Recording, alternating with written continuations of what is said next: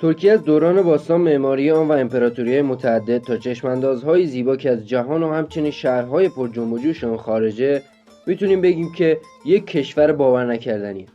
مکان‌های زیادی برای انتخاب شما وجود داره، اما من فقط چند موردش انتخاب کردم که بهتون بگم. بنابراین 10 مکان زیبا برای بازدید در ترکیه رو به شما معرفی میکنم.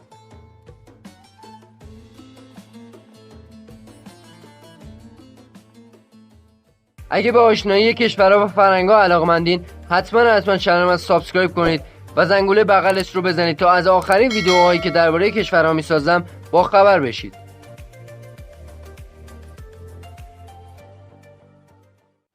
شماره 1 پاموکاله. استخرهای پاموکاله شهری در غرب ترکیه است که به دلیل داشتن آبهای گرم و غنی که در تراس‌های تراورتن سفید در دامنه تپه‌ای در نزدیکی آن جریان دارد مشهور است. تقریبا میتونم بگم بیش از 3 ساعت با ازمیر فاصله داره. تراورتن‌های سفید پاموکاله با عنوان خیره کننده غیر واقعی توصیف شدند و این نام در لغت به معنای قلعه پنبه است.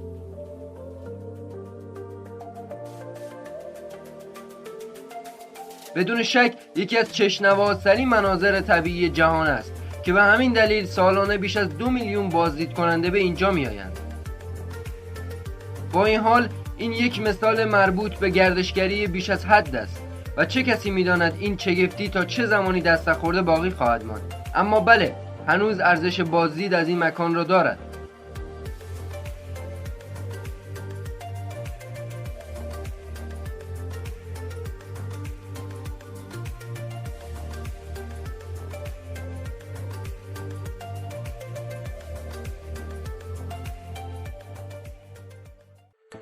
شماره 2 ماردین. شهری بی انتهاست که از آنها با صدای زنگی که توسط روح لطیف مؤذن ساخته می شود و به سنگهای آن فرم می دهد طنین انداز می شود.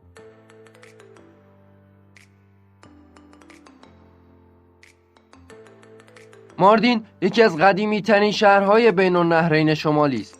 یک شهر واقعا جذاب و شاعرانه.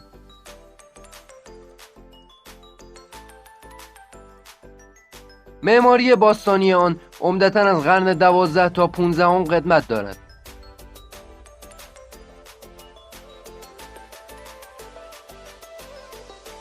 مشخصات این شهر مکانهای تاریخی و مذهبی، فرهنگ همزیستی مسلمانان و مسیحیان و یهودیان است. ماردین یک موزه فضای باز واقعی برای بازدید کنندگان از سراسر جهان است. شماره 3 قونیه. یکی از قدیمی ترین شهرهای جهان، قونیه به عنوان پایتخت تحت سلطنت سلجوقیان در قرن 12 و 13 رونق گرفت. امروزه هنوز میتوان بناهای مربوط به آن دوران مانند مسجد علاءالدین و ویرانه‌های کاخ سلجوقی را تحسین کرد.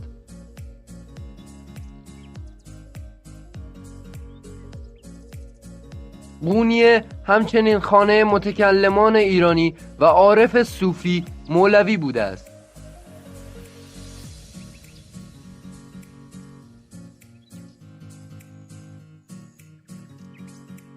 مقبره وی یکی از مکانهای دیدنی در قونیه است. پیروان مولانا به دلیل تشریفات مذهبی خود نظمی را بنیان نهادند که به دراویش چرخان معروف بودند و در آن هنگام پوشیدن لباسهای سفید و بلند دور پای چپشان میچرخیدند.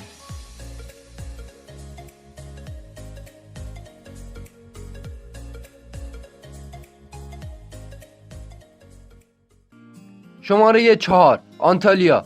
آنتالیا که در امتداد خط ساحلی زیبای مدیترانه قرار گرفته است، شهری پر جنب و جوش است که با استراحتگاه‌ها، کافه‌ها و رستوران‌های متعدد از گردشگران پذیرایی می‌کند. مناظر دیدنی این شهر را با سواحل زیبا و کوه‌های سرسبز و خرابه‌های باستانی قاب کرده است. از شنا و قایقرانی گرفته تا کوهنوردی و گشت و گذار، آنتالیا هر چیزی را برای همه ارائه می‌دهد.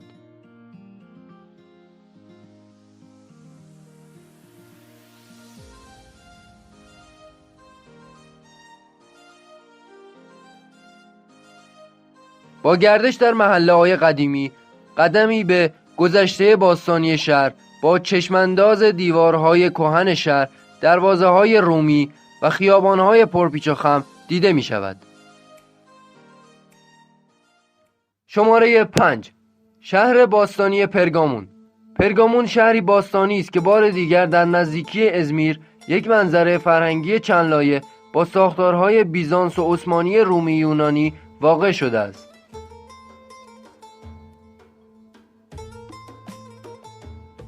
این نشان دهنده اتحاد مسیحیت، یهودیت و اسلام است که همگی در یک شهر باستانی در سواحل آسیای ترکیه زندگی می کنند.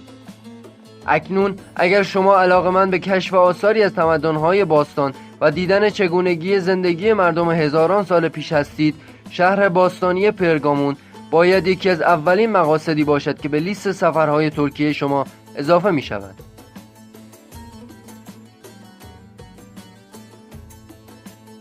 شماره 6. سیده، بندری مهم در یونان باستان و اشغال شده توسط اسکندر بزرگ در قرن 4 قبل از میلاد است. سیده امروزه شهری زیبا از ویرانه‌های کلاسیک و استراحتگاه‌های مدرن و مشرف به سواحل سفید شنی است. سیده که در یک شبه جزیره کوچک واقع شده است، ناهارخوری و زندگی شبانه فوق‌العاده ارائه می‌دهد. جاذبه ستاره آن مکانی است که در ویرانه‌های باستان هلنیستی و رومی کشف شده و شامل بقایای معبدهای مختلف آمفی‌تئاتر عظیم است. از ویژگی‌های این شهر جذاب خیابان‌های باریک و باغ‌های زیباست که رستوران‌های زیادی را به شما پیشنهاد می‌دهد. شماره 7. بودروم که در منطقه جنوب دریای اژه در ترکیه واقع شده است، مقبره‌ای بود که یکی از 7 عجایب جهان باستان بود. امروزه ویرانه‌های جذاب، سواحل خیره کننده و استراحتگاه‌های صخره‌ای مردم را از سراسر جهان جذب می‌کنند. هیچ بازدیدی از بودروم بدون دیدن قلعه بودروم کامل نخواهد بود. در سمت شرقی بودروم گردشگران ساحلی زیبا را مشاهده می‌کنند که مشرف به آب‌های آبی درخشان است. در ضلع غربی شهر مارینا مغازه‌ها و رستوران‌ها قرار دارد.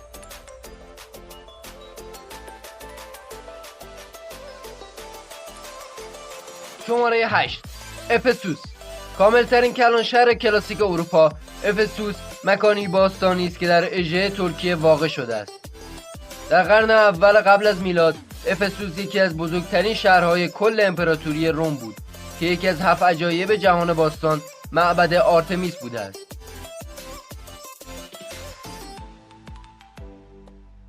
ویرانه‌های افسوس به خوبی حفظ شده است و آن را به یکی از محبوب‌ترین جاذبه‌های گردشگری ترکیه تبدیل کرده است. از جمله جاذبه‌های دیدنی آن می‌توان به تئاتر عظیم، معبد هادریان و کتابخانه باشکوه، یک ساختار 2 طبقه اشاره کرد که برای نگهداری بیش از 12,000 تومار ساخته شده است.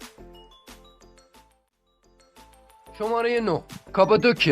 کاپادوکیا نوع خاصی از چشمانداز است که طی هزاران سال توسط فرسایش مجسمه سازی شده است. قدمت آن تا قرن 4 میلادی است.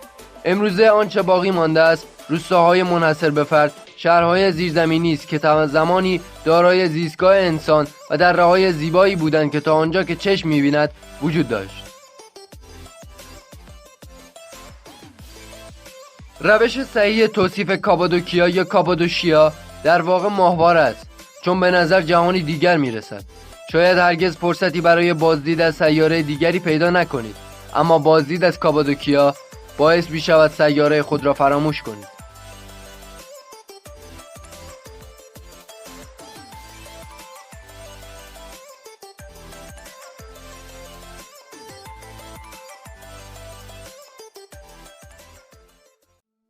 شماره 10. استانبول که زمانی به عنوان پایتخت امپراتوری‌های عثمانی و بیزانس فعالیت می‌کرد، امروز بزرگترین شهر ترکیه و یکی از بزرگترین شهرهای جهان است.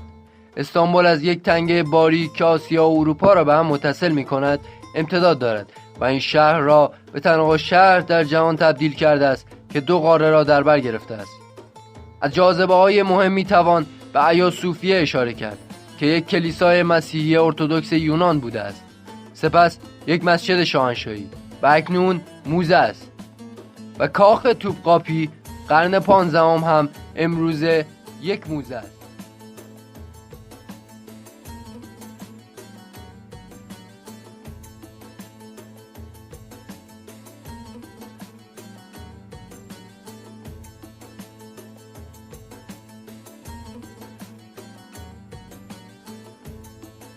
کمی در بازار بزرگ که از سال 1461 شروع به کار کرده است هم خرید کنید.